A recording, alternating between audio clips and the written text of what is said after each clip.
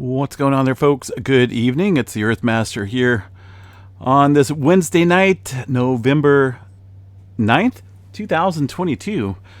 It's about 9:05 p.m. California time here, and taking a look at the latest 24 hours of earthquake activity out here along this beautiful planet. 2.2 on the Big Island. Seeing a little bit of swarming kicking up there in Hawaii, also into the California region, the West Coast area. Did have a pretty good swarm of activity kicking up just off the San Andreas Fault earlier today.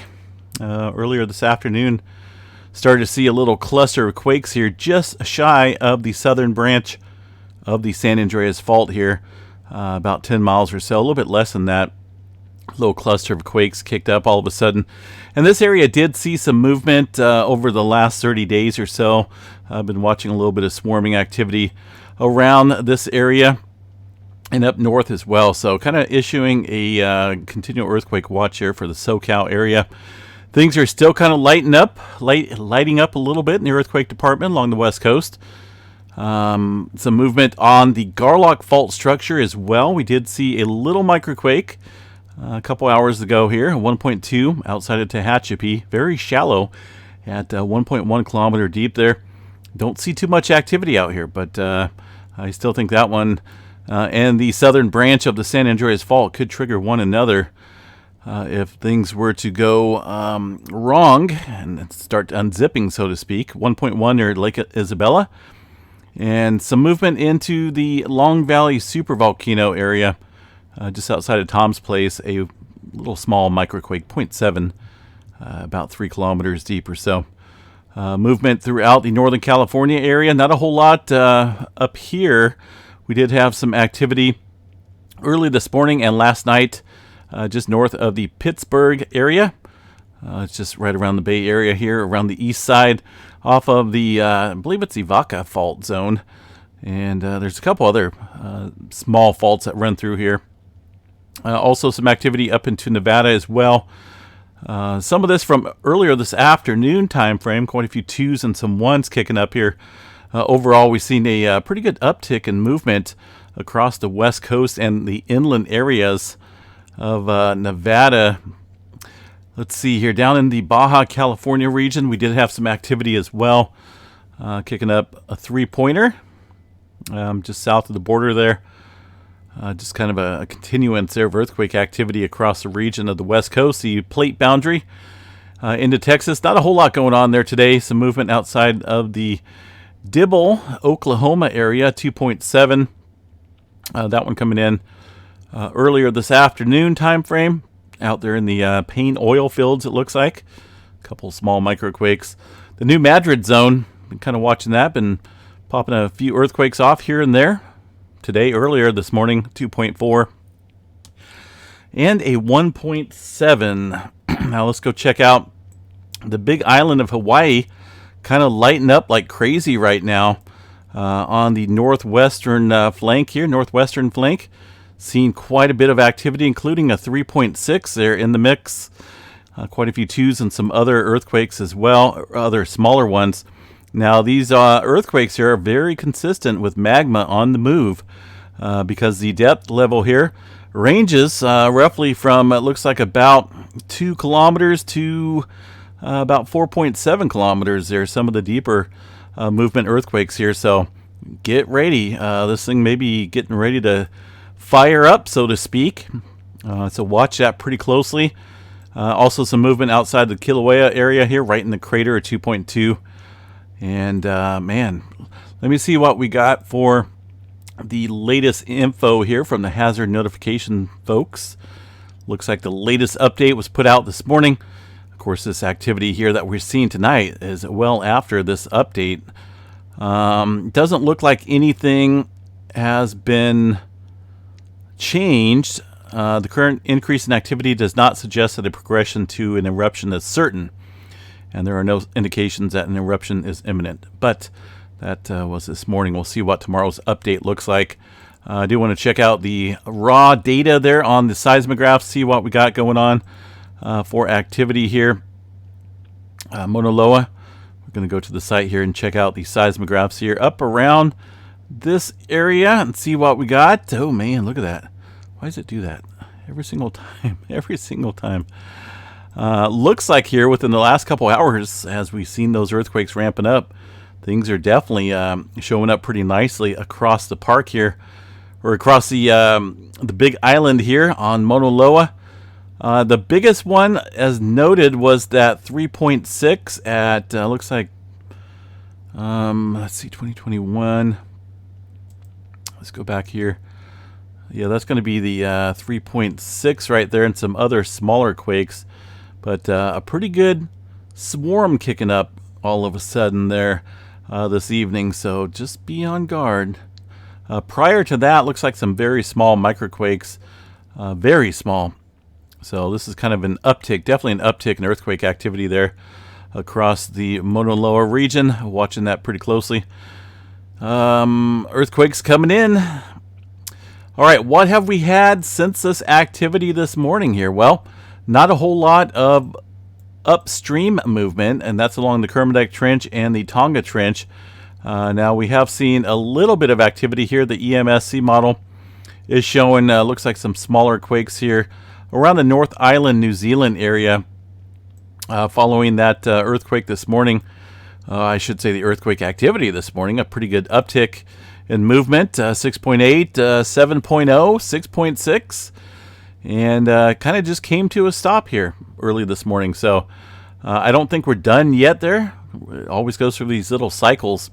And notice that it's pretty quiet here along the Papua New Guinea area, Solomon Islands. And aside from a couple small quakes down here in New Zealand, I think we still need to watch this whole general area. We did see a little bit of adjustment up here to the northwest into the Kuril Kamachaka Trench. Did see a 4.4. That was immediately following that activity this morning in Fiji. And also one earthquake here this afternoon into the Japan Trench. Pretty shallow, though. A 4.6 at 10 kilometers deep. And this 5-pointer up here in Japan was a... looks like that earthquake came in an hour or so before the activity ramped up into the Fiji region. Not a whole lot of further westward displacement. Looks like a couple small earthquakes throughout the Java Trench area, and also another earthquake up here around Nepal. So things are still kind of scooting along, but I think these quiet zones here we need to watch pretty closely. South America, pretty absent of earthquake activity for now. Only a 4.2 in the Chile area, 127 kilometers deep. That one coming in at... There's those numbers again, 1333 earlier this afternoon time frame. Puerto Rico Trench, not a whole lot going on. Looks like this is going to be the little quiet area for now. Not as active as what we've seen yesterday. So I still think definitely need to watch a couple areas here, folks. As I noted here in this region, also with the activity in Hawaii. Mauna Loa, watch that pretty closely. It seems like that the earthquake activity this morning kind of really picked up the movement here on the big island, and in that area where magma is probably on the move currently. That's where the movement takes place down there. Let me see if I can bring that up and show you guys where they kind of voice their opinion on this. Mauna Loa. Let's see what we got here. Deeper magma input greater than 2 miles, 3 kilometers is detected by continued increase in upward movement and extension measured between GPS stations. Looks like some shallower magma input less than 2 miles, 3 kilometers was likely responsible for inflation recorded on the summit tiltmeter during the last 2 weeks of September. Far as the GPS activity goes right now, let me see what we got here. See if we got any different readings. That's going to be the star locations up here. And sometimes these don't work, so I may have to find one that will. Let me look at it here. GPS displacement 10 years. GPS 2 years. And of course, definitely kicking up here. Since about September or so. Let's see what else we got. 4.2 coming into eastern Turkey, it looks like. 10 kilometers deep just now.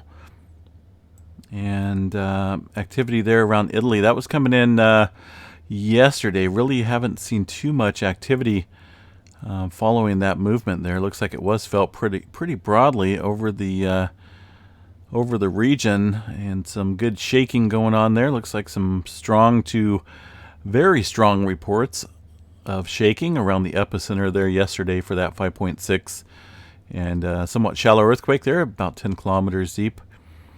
The tremor map tonight somewhat died off.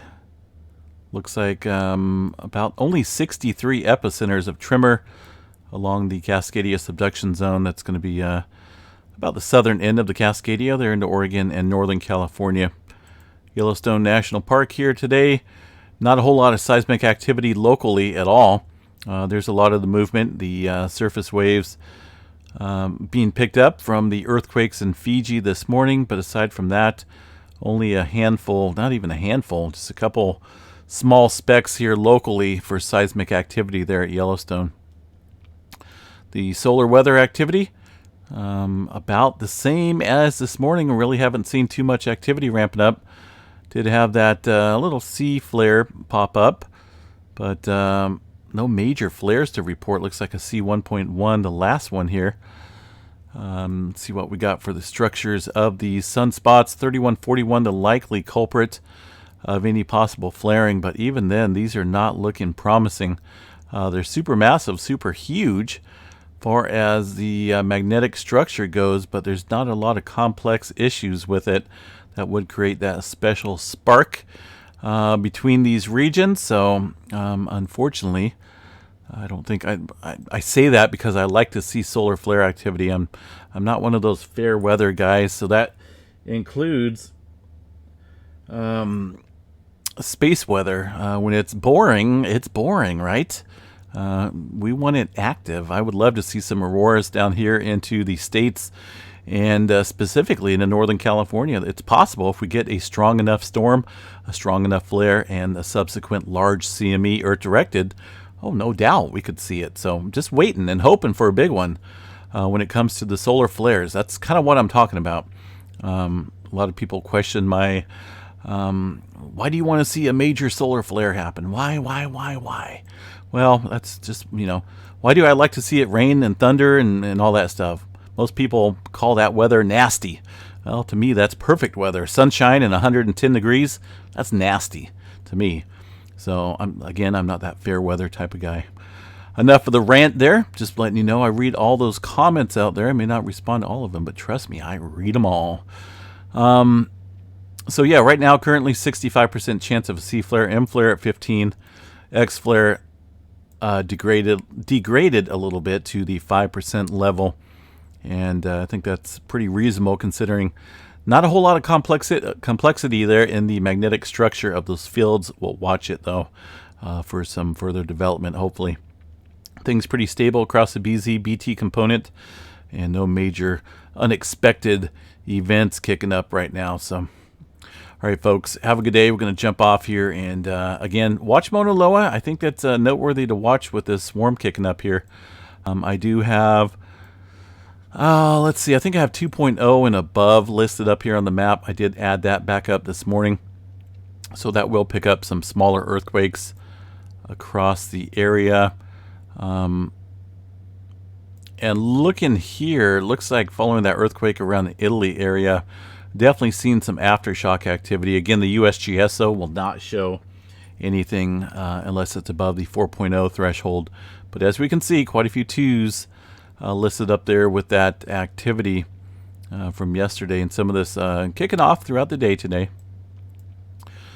And South America, even though USGS only showed one earthquake down here, we're definitely still seeing some activity.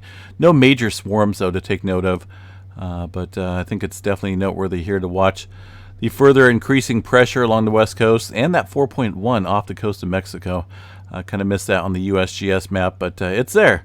And it's just a good indication there of some pressure building up along the west coast there with that teeter-totter effect kind of working its way towards the California area. All right, folks, have a good day. Stay safe out there. We will chat you guys another time. Have a good one. Peace out.